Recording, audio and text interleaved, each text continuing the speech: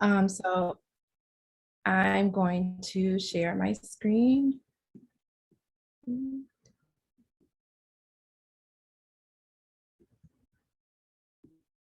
Okay. Okay, that's good. Okay, great. Yeah, so my name's Nika from Atlanta, Georgia. I currently live and work in New York City, and I'm going to be going over what medical illustration is, how to get into the field if you're interested in it, and then I'm going to talk about how I found out about it, why I chose this career path, and what my journey has been within. So to kind of give like an overview of what this is, medical illustration is basically the intersection of science and art, and it's using art to explain really complicated topics in science and medicine.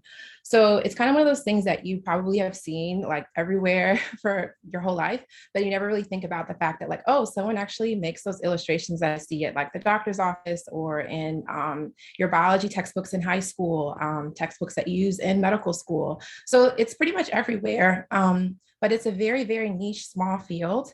And medical illustrators work in sectors like research, patient education, marketing, and medical education. And they also do biological, natural life science illustration and veterinary illustration, which I'm going to talk more about those. So we do have a professional association of medical illustrators, which basically kind of like upholds the standard for this field. The Association of Medical Illustrators has around 850 members now. This slide is like, I think this data is from a couple years ago. So now we're at about 850 members. You don't have to be a member of the Association of Medical Illustrators to be a medical illustrator. It's optional. But being a part of the organization allows you access to different resources. They have an annual conference every year. It's great for networking and mentorship and those sorts of things. There are a couple of medical illustration schools that are outside of the US. I'm not too familiar with them, but I know that there's one in the Netherlands, and I think there's two in Scotland. And then there are 4 accredited medical illustration schools in the United States, and one in Canada as well. So, well, 4 in total, sorry, 3 in the US, 1 in Canada. And those are the accredited schools. There are also some unaccredited schools as well that offer a degree in medical illustration too. So what kind of like sectors do we work in? Patient education, pharmaceutical, advertisement, medical device, med legal, which is medical illustrations that are used in the courtroom to win cases for a plaintiff, publishing companies like textbook publishing, gaming and interactive software, medical simulation, virtual reality, kind of like spans across a lot of different areas because medical illustration is now beyond just 2D artwork.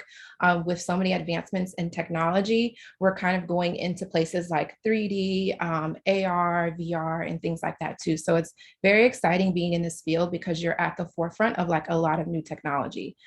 So like work environments.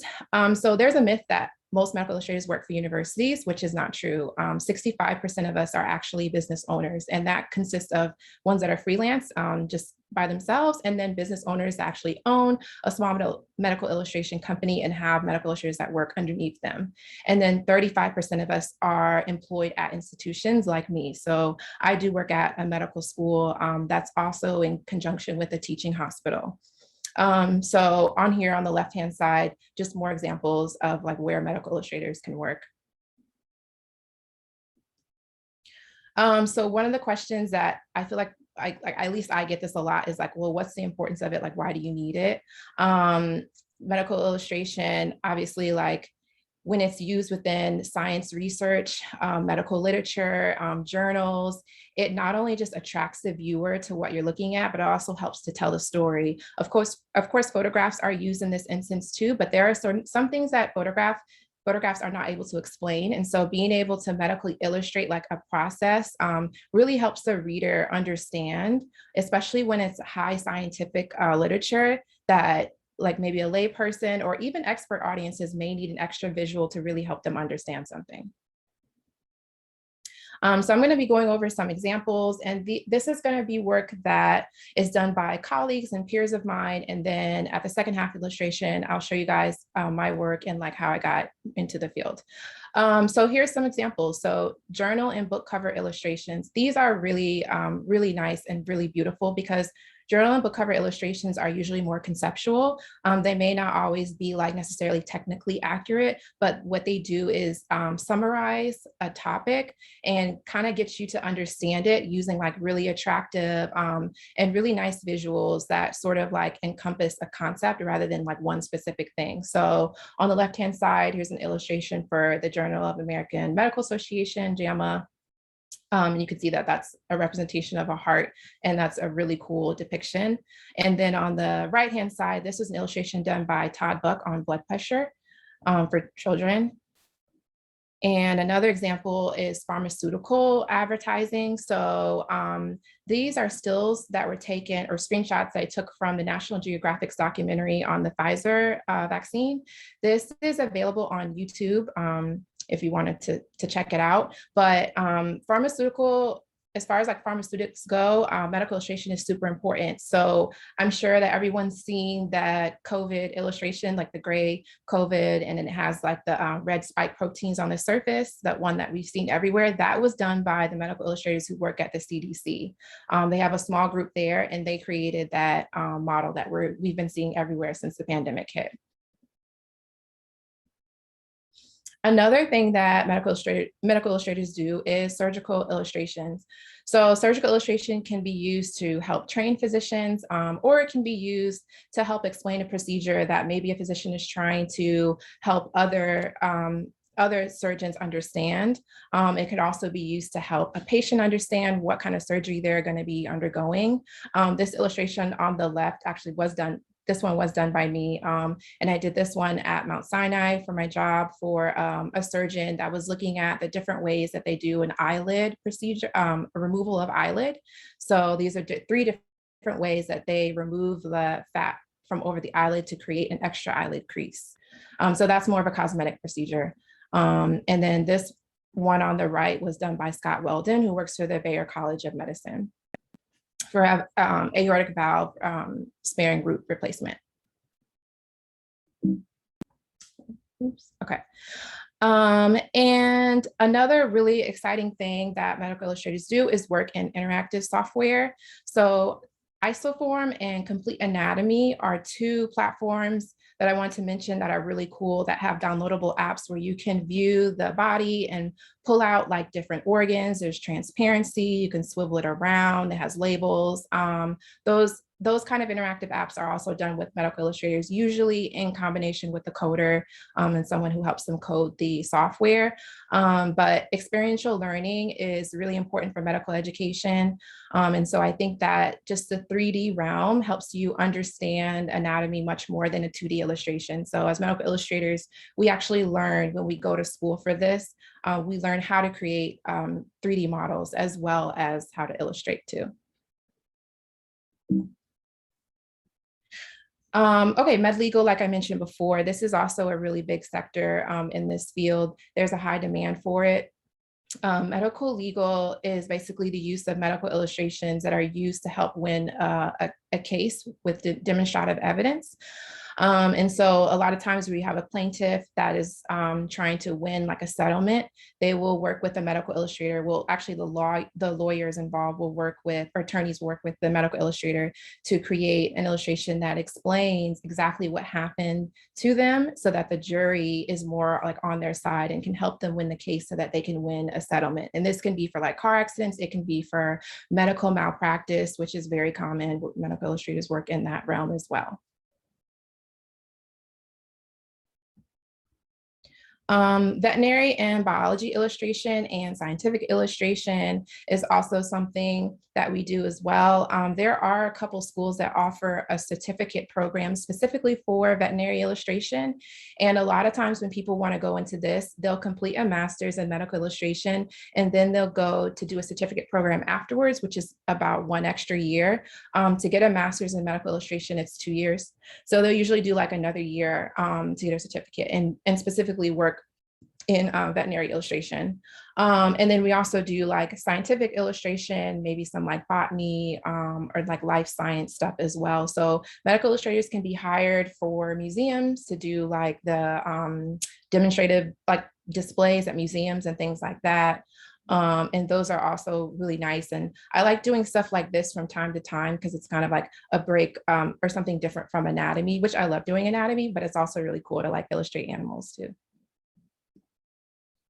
And patient education. So as you can see, these illustrations look a lot different from the ones I was showing before because they're more simplified, and that's intentional. So when we work in patient education, you really want to make sure that the point that you're making with illustration is easy to understand. And a lot of excess detail can distract the patient from understanding what the procedure is or whatever it is you're trying to teach them. So usually when we're doing illustrations for surgeons, there'll be a lot more detailed, like the aortic valve replacement one, as opposed to when we're working with a physician to do like a patient education one to educate a patient or a lay person, it'll be a lot more simplified. So you can tell through these examples, it's using bright colors to kind of attract the patient. It's very straight to the point. There's not a lot of excess detail. It's not like super shaded or anything like that because it really isn't necessary.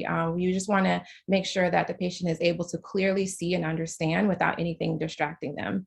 And so these were done by some of my previous classmates and work colleagues.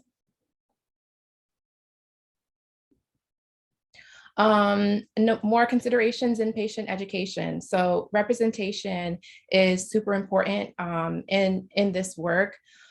Medical illustration has been around since like 1950. It's been around for a very long time. And so historically and currently, there's a huge lack of representation in this kind of work. A lot of textbooks still kind of maintain the same white, able-bodied archetype that we have always seen. And it's very harmful because we want this work to be representative of the multicultural world that we live in.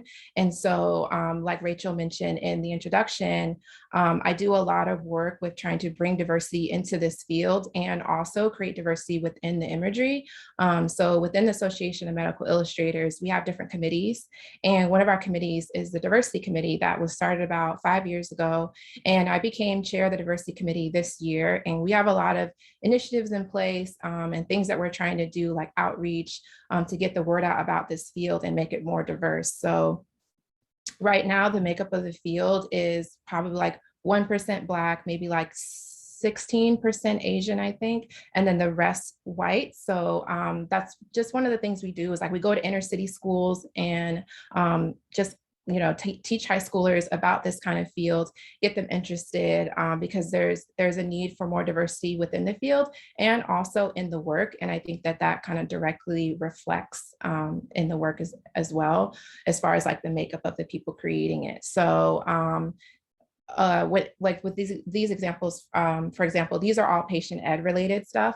But when we're working with a client and when I work with a client, I'll make sure that I understand exactly their audience that they're using the illustration for. And if it's people like of color, then the illustration needs to be of people with brown skin so that they can relate to what they're seeing. So there's a lot of like health disparities that exist because illustrations and educational materials are not representative of the population that's trying to learn from them.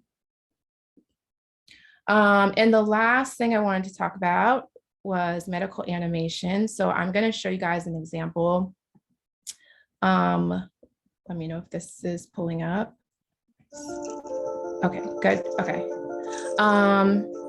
So medical animation is used for a variety of purposes, like commercial use. You probably see medical illustrations in like pharmaceutical commercials and things like that. And during the 2-year program when you're getting a master's, there's an option to take medical animation courses, which is a whole nother thing in itself because it's very intensive learning. I didn't go into medical animation route, but the people that did took several courses in medical animation because there's a lot to learn. But medical animation is just like really, really good, I think, at helping people understand because not only do you create these, but you can also work with a voice artist who does the layover or like the whatever educational content that you're trying to teach that will talk over the animation too. So it has a lot of implications for educating people. And what I'm going to show you right now is an example of a demo reel that's done by Nucleus Medical Media, which is a really big medical animation company in Georgia.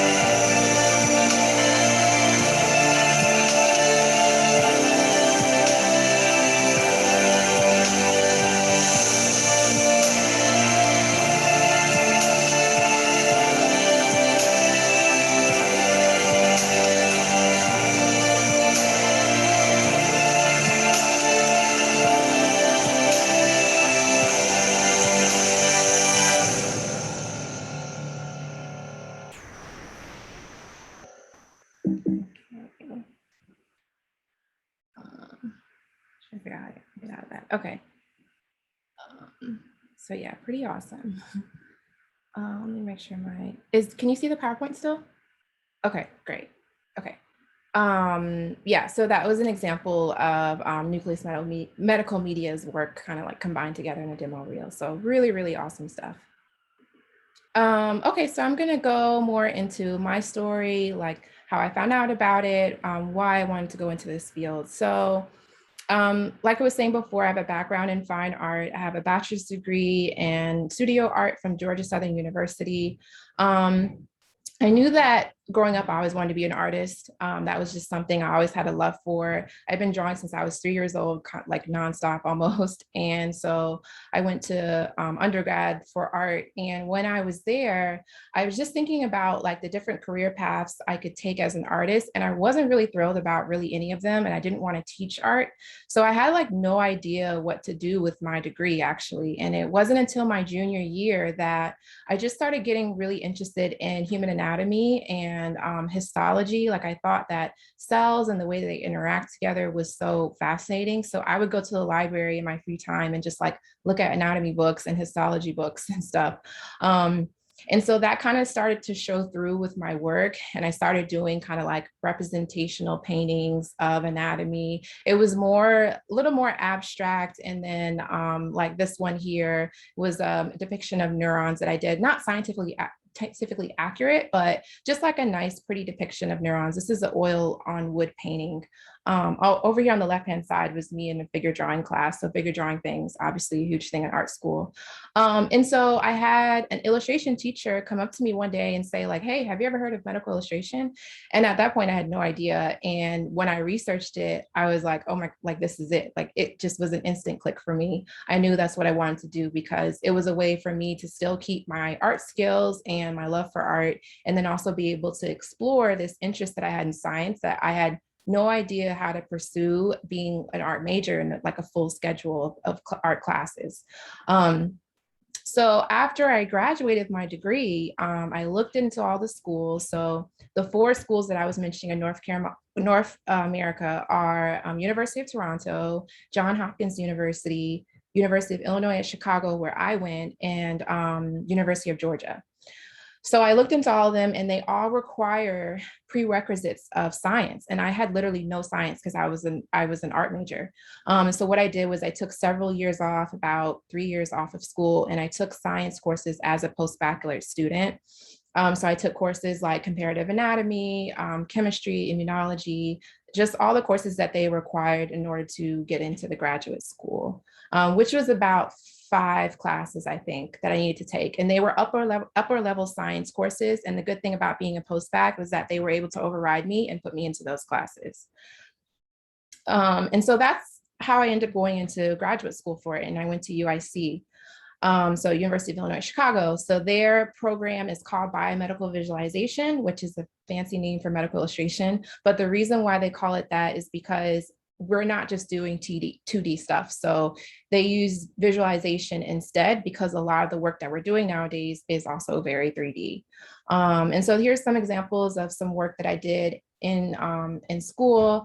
And I went in with very minimal experience in Photoshop and Illustrator, like very minimal, and literally no experience in three-dimensional design at all. So I learned all of this in 2 years. It's a very intensive curriculum that they have at the graduate schools.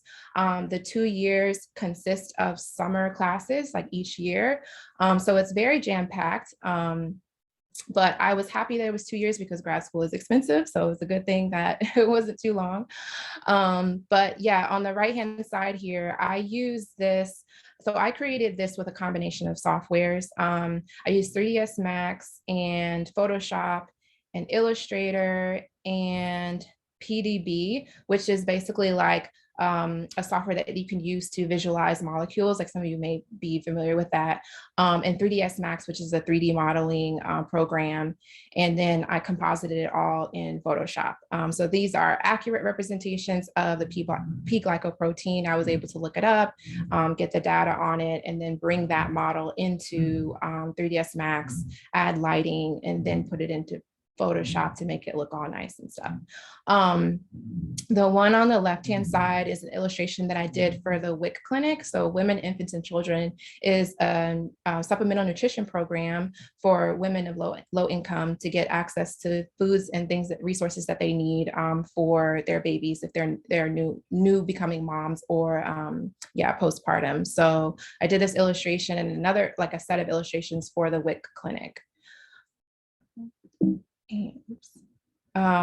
So after graduating from UIC, I moved back to Georgia. I was looking for work and I ended up getting hired after 6 months of graduating at the Icahn School of Medicine at Mount Sinai. So I moved to New York and I've been here in New York for 3.5 years now. And the Icahn School of Medicine at Mount Sinai is part of the Mount Sinai Health System, which is the largest hospital health system in New York.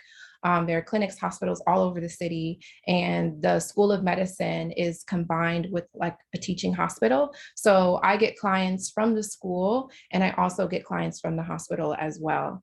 And so just to kind of talk about more about what it's like to be a medical illustrator working in a university setting. So I work with a team, don't work alone. I create medical illustrations along with the associate director, who is also a medical illustrator. Everyone else on our team works with learning management systems. So Blackboard, Echo 360, and just getting that whole system up and running for students. So they work with that. And we also work together collaboratively on projects sometimes.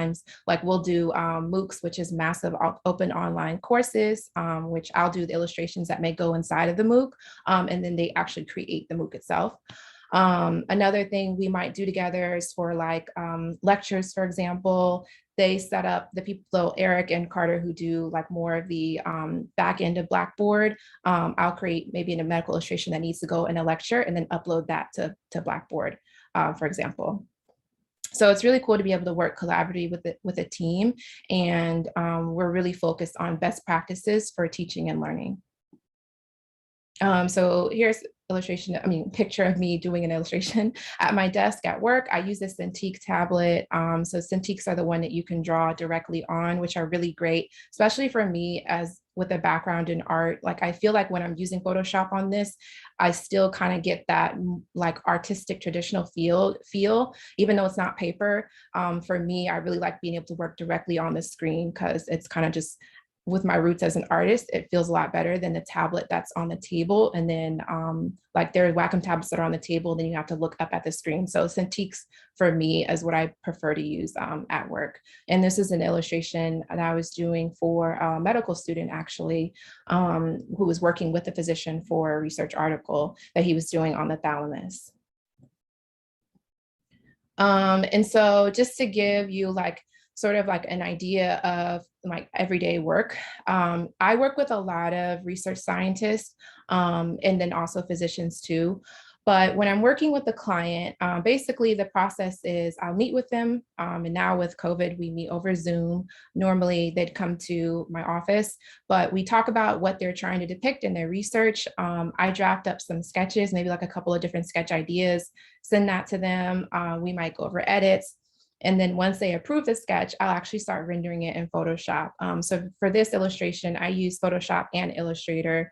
And I'll usually do, for something like this, I'll usually do like the more detailed part in Photoshop. And then when I want to add like labels and more instructional elements, I do that in Illustrator. So you can see at the very last slide, all the additional things, even the cells, I did those in Illustrator too, because they're more simplified.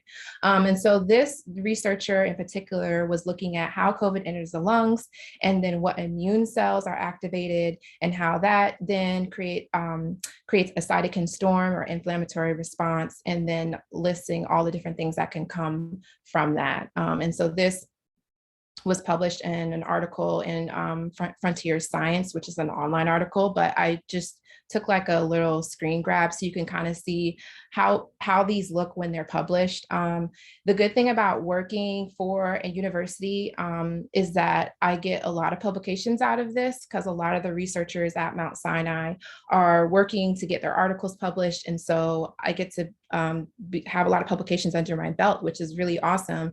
And the figures are usually pretty small, but you can click on them and get like a blown up view on the online articles. Another example of the kind of stuff that I do is textbook covers. This was like one of my favorite projects. So this was for a physician who was helping to write a chapter on cervical and neck, head and neck disorders in like the cervical spine. So this was really cool because this is more of like an editorial illustration or like a little bit conceptual, but also showing accurate anatomy. So I got to create this concept and I sent it to them, and they actually ended up loving the sketch. And it's really cool when you get to kind of have creative autonomy over like how you want the figure to look. And when the client is happy with it, it's really super gratifying, because then it was published on the cover and they sent me a free copy of the book. So these are probably like some of my favorite illustrations to do are cover illustrations, because you have like the ability to be more creative, and you want to make sure that it's something that would attract the reader, but then is also accurately kind of showing you what this is actually about. So they use Botox to inject it in certain areas to kind of relax, to help with like muscle pain and things like that. And so I showed the anatomy that they focus a lot on in the chapters here, like the frontalis muscle, the trigeminal nerve. Here's another example of some cover illustrations. These are two very different styles. That's why I wanted to show these, just to show like the variety and range of the kind of work that I do. So the one on the left was a mock journal cover I did for a Journal of Surgical Research. And this is about racial disparities that present in abdominal surgery procedures for patients. So this was, again, another example of a concept that I got to come up with. And they ended up liking it. And so with this article, it was just talking about the disparities that exist for multiple different reasons with this specific kind of procedure. And on the right-hand side, this was one that I did for methods and protocols for the molecular biology textbook. And it's actually available on Amazon. So it was really cool to see my work on like a cover on Amazon. But with this, they also sent me a copy of the book as well. And this is a hardcover book. This one was very simple. I did this illustration in Illustrator. And the client wanted something that represented necrosis, but just very simplified and more like abstract. So this was also a fun one to do. Here's another example of kind of work that I do. This was also done in Illustrator. So anything that I do in, when I say Illustrator, I'm talking about like Adobe Illustrator, is way more simplified than in Photoshop, and it has more of a graphic look. So a lot of times when I'm working with science researchers, they want more of like a simplified kind of like graphic look to the illustrations that they're publishing in their paper. So the one on the left was about acinar cells, which are in the pancreas, and just kind of showing like the anatomy of the cell, basically. And then the one on the right-hand side was for a science researcher who was looking at the way that viruses enter the cell membrane. And so I'm just kind of showing the P2RX7 protein and the conformational changes that happen when a virus is introduced into the body. And the conformational changes that happen are basically what allow it to enter the cell. So another part of the work that I do is 3D, which is also very exciting. So I create most of the 3D models that I create are for the medical school, and they use these in lecture presentations, or they'll use them for students to kind of use in their own time to study for quizzes and exams. So one of the parts of the body that's extremely difficult to visualize is the inner ear. And so I work with one of the professors in anatomy for the intro anatomy course for first year medical students, and created this model of the inner ear, middle and inner ear. And I worked very closely with the professor on this to make sure that it was accurately visualized. I used a lot of scientific research, met with him frequently to make sure that the anatomy was correct. So this is very collaborative, and it's also very unique because I got to choose the colors. And normally you'll see that nerves are depicted in yellow, but the reason why I did it in blue for this is because the content that I was creating for this professor, I wanted it to match with all the other material that they were using in the course. And for this specific nerve, it was blue and other representations. So to correlate that, I wanted to make sure that the colors, even like the vestibulocochlear nerve is purple, because that's how it was shown in some of the other models and illustrations that they had. So it's really good to like be able to tailor the stuff that I'm creating with lecture materials, because it helps students to be able to make that connection when they're learning. So here's some examples of like what it actually looks like in the classroom. So I did an illustration of the lungs. And again, these are color coded based off of the lecture slides that they had. So that's why I did the different lobes in these particular colors to make sure that it matched. The students weren't getting too confused. We use a program called Sketchfab, which is it's a free online 3D hosting website, and it allows you to have AR capabilities. So we're able to like hold up on our iPad, hold it up and see the lungs like on someone's chest using Sketchfab, which is really cool to do. And you guys can check it out in your own time. It's called sketchfab.com. But yeah, we did a model of the vertebrae here. And then you can see that's also being used in class too by the professor. So here's the link to the website I was mentioning. We have our own personal page if you want to check out our page too. It's /ISNMS_students. So there you can see all the models that I've done, and one of my colleagues created a couple of them as well. Here's the inner ear one that I showed before. On Sketchfab, it has labeling capabilities. So what I did was I created this model of the inner ear in a program called ZBrush, which is our organic 3D sculpting program. After created on ZBrush, I was able to colorize it, add textures, brought that into Sketchfab, uploaded it, and then from Sketchfab, I could add labels to wherever part of the model I want. And the interactive capabilities are already built into Sketchfab. So it's just pretty cool. So if you have a model, you can upload it there, and they already kind of have it set up to where it will rotate around and things like that. The one on the left is the model of the trigeminal nerve with the skull transparent. So Sketchfab also allows you to have like transparency levels as well. And I'm gonna go more into like how we made that model. So one of the things that we do is use anonymized CT data to get an accurate representation of something. So in this case, we have anonymized CT data of a skull, and then we're able to clean it up in a program like Horus or Osiris, where we have the data. And then from there, we can export it and then import it into a program like ZBrush, where then I'm able to like colorize it and add different elements. So this skull here is accurate because it's from CT data. All I did was colorize it, and then I added all of the cranial nerves using ZBrush. So these are organically sculpted, and then I'm able to add them there. And then from there, I can put them into another program like Sketchfab or wherever else I want to host it. And so we also like to experiment with new technology and take it even further. So we have we have like 2 Oculus Rifts, we have an Oculus Quest, and we just kind of experiment with ways that learning can be introduced in virtual reality. So one of the classes that I was able to take while I was getting my master's was interactivity in VR. So that was super cool because I never saw myself as a coder. Like as an artist, I never even imagined I'd be able to code. And it is difficult, but it is really cool. So when it comes to creating something in VR, we use a program called Unity, which is free. And it's one of the major platforms used to create VR experiences, even for like the popular video games and things like that.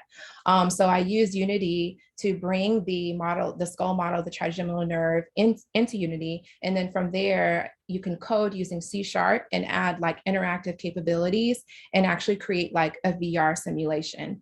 So with this screenshot, I was actually working with 2 scholarly year students that wanted to look at comparing learning outcomes from virtual reality to a 2D textbook. So they ran a study and I worked with them. They did like all of the pre and post surveys, but I created the VR part, and we got a cohort of a small amount of students because this was during the pandemic. So we weren't able to get a large enough cohort that we like initially wanted. But it was cool to be able to do this. And we ended up, they ended up presenting the poster and data at the North American Skull-Based Society. It was done virtually, but it was still like a really good experience. We ended up realizing that we needed to do more testing of this and kind of have a larger group of students to, over time, to actually tell whether information was retained better from virtual reality or from a textbook. But we did find that students saw that using VR was more interesting and engaging for them, and that the learning outcomes actually ended up being the same as far as what they were able to remember from virtual reality and textbook. So we'll need to do more of this to really figure out retention and where retention is kind of better, whether it's better in VR or using a textbook. But it was a really good learning experience for me. This was the first time I'd ever done something like this. So the AMI, like I mentioned before, Association of Medical Illustrators, they have a website. So if you want to learn more about how to get into this field, it has information about all the graduate schools, a lot of resources. I always recommend going to this website if you're interested, because it literally is like everything on one site. Like any question that you have, you could find the answer to it on AMI's website. So on the right-hand side here, this woman's name is Dorothy. So at the Associated Medical Illustrators online conferences, annual conferences, they also present different awards, and it really gives students a chance to show their work. They have a professional and student salon. So this is a picture of like one of the professional salons, what it looks like. We've been virtual over the past like 2 years because of the situation, but they're planning to have an in-person conference next year. You don't have to be a medical illustrator to be part of this association. You can be anyone really that's interested in it. There is a fee, but if you're interested in joining, you don't have to be already in the field to join. There are doctors and scientists who join just because they like, whether it's coming to the conferences or just being a part of the online community and connecting with people that they may hire for medical illustrations. So my information is also down here at the bottom. My email and my website has more of my work. And if you want to contact me, you can definitely shoot me an email or contact me through my website. And the last thing I wanted to go over was social media. So medical illustrators do have a presence on social media. We are a small field, but there are a lot of us on social media. So here are some really cool medical illustrators online that I follow that you may want to follow if you, are Instagrammer or, on Twitter and stuff. So on the far right, _Biovisuals, that's my Instagram. And then on the bottom, you can YouTube how to become a medical illustrator. There are some really good videos on there. And there is a company called Now Medical Studios, which actually they're over in Europe, but they do an excellent job of just creating really informative online videos and resources for people interested in the field. They also have a really cool Instagram account.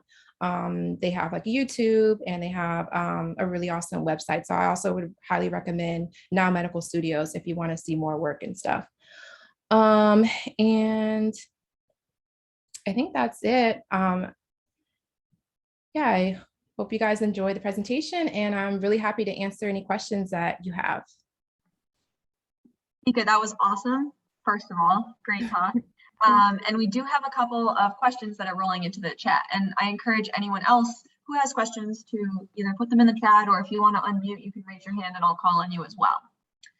So the first question that we have is, so in your current role, do you still illustrate for any of those independent companies, like such as BioRender, or are you now specifically illustrating just for the university/medical school? Yeah, that's a good question. I actually do freelance on the side. So yeah, I'm really grateful to have a job that allows me to do that. And just as long as there's no conflict of interest, I can also work with outside companies or individual surgeons or researchers that are not associated with Mount Sinai for my job. Okay, and then the next question is, this is so cool. If I am to have a science background, how would I be able to demonstrate my artistic side, as I'm currently comfortable with Photoshop and Illustrator? Yeah, so one of the things that I would definitely recommend is taking figure drawing and still life courses, or just practicing it on your own. So there are art requirements listed on the websites to get into the graduate programs, just as well there's science requirements. And one of the things that they really look for is how well you're able to depict light on form. So even if you practice still lifes at home, like if you set up a still life on your table and you have like a lamp on the side, usually the left-hand side is what you want, like left-hand lighting, and practice that would be a great way to demonstrate your art skills. They actually don't look for you to have a lot of experience in Photoshop and Illustrator. I didn't have much at all. That's not necessarily what they look for. They really want to be able to see that you can illustrate something based off of what you're looking at, like observational drawing skills. That's what I would practice the most. Yeah, that seems like it would be a super helpful tip for those interested. Another question rolled in: for someone that wants to work in the field, is a master's required, or would a bachelor's in fine arts with 10+ years of experience with Photoshop, Illustrator, ZBrush be enough? Yeah, definitely, for sure. I think that it's competitive just because the field is so small. There's not a lot of people, so it's competitive in that way. But I've noticed, like, as the years go on, there's more and more positions opening up for medical illustrators. And as long as you can demonstrate that you can draw from life really well, and if you have knowledge in science, then I think you're good to go. Like, you don't need a master's. Also, the master's programs are really expensive, so I also do advocate for like non-traditional ways to get into the field. And so yeah, I think being able to do, especially if you have experience in Photoshop and Illustrator, like that's excellent. That definitely puts you ahead. So even with that, I think I would say that you could apply to jobs. You want to build up a portfolio though of medical illustration work, obviously, but yeah, you don't need a master's degree. So another question, are there any companies that you're familiar with in Connecticut, or even in like the New England area? I know you're in New York City right now, but are you familiar with any like local companies? There is Radius, which is in New Jersey. That's a pretty big company. They hire medical animators mostly. They might hire medical illustrators, but I know that their focus is medical animation. So Radius Digital Science. I know of any other ones. Healthwise, I'm actually not sure where Healthwise is based, but I know it's a really big health insurance company, and they have medical illustrators that work for them. So I think there's a lot of opportunity for like remote work right now. Yeah. Another question, are there any internships or programs that you recommend for undergraduate students to get involved in? There are some undergrad schools that offer a pre-medical illustration or pre-biological illustration major. So one of them is Iowa State University. There are actually a lot of people in my class that got a pre-medical illustration degree as an undergrad from Iowa State. That was actually very common.